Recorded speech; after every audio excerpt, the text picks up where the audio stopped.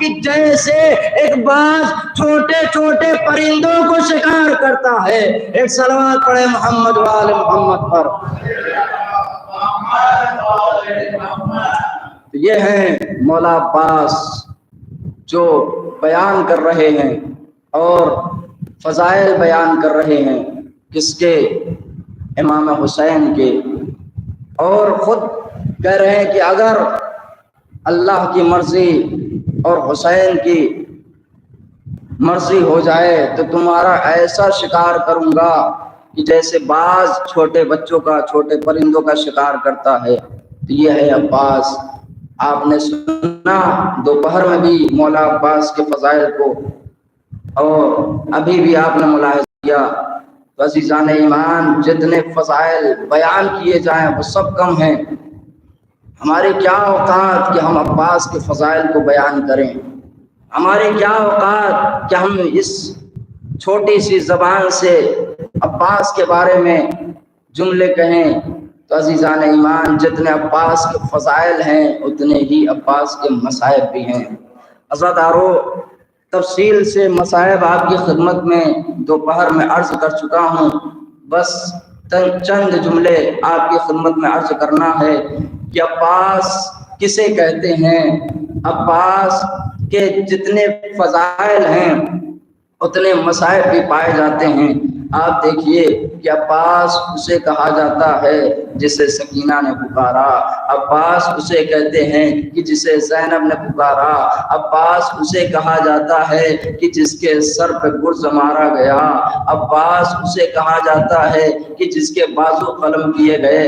عزاداران مظلوم کربلا، ایک مرتبہ جب یہ قافلہ مدینے دوبارہ واپس آیا ہے نا، تو ایک مرتبہ امام صادق سے امام سجاد علیہ السلام بشیر سے کہتے ہیں، اے بشیر جاؤ مدینے میں یہ اعلان کر دو کہ وہ حسین کا قافلہ واپس آ گیا ہے جو 28 رجب کو چلا تھا۔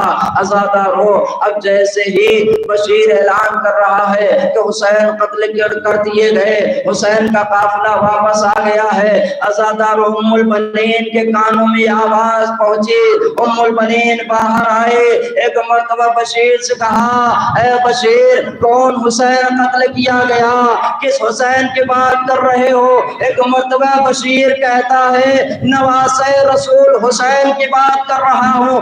ام البنین کہتی ہے کہ یہ ممکن ہی نہیں ہے کہ عباس کے ہوتے ہوئے حسین کو شہید کر دیا جائے۔ عزاداران مظلوم کربلا، ایک مرتبہ ام البنین نے کہا، بشیر نے کہا، اے ام البنین پہلے عباس کو شہید کیا گیا، عباس کے سر پہ گرز لگائے گئے، عباس کو شہید کیا گیا۔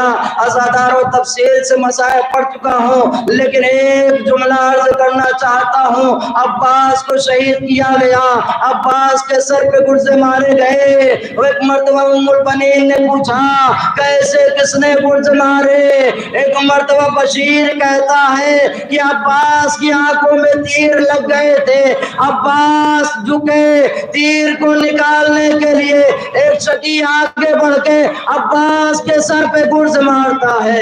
عزاداران مظلوم کربلا، سارے مصائب کو چھوڑتے ہوئے امام حسین جب عباس کی لاش کو فرات کے کنارے چھوڑ کے واپس آ جاتے ہیں تو ایک مرتبہ فوج اشقیاء سمٹ جاتی ہے، سمٹنے کے بعد عباس کے اوپر حملہ کرتی ہے، کسی نے پیر پہ تلوار چلائے، کسی نے کہیں اور پہ۔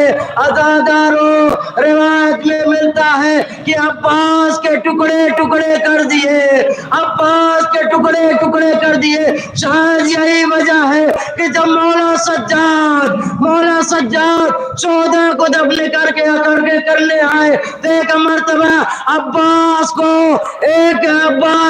ایک پارچے میں عباس کی لاش کو اٹھایا اور دفن کیا۔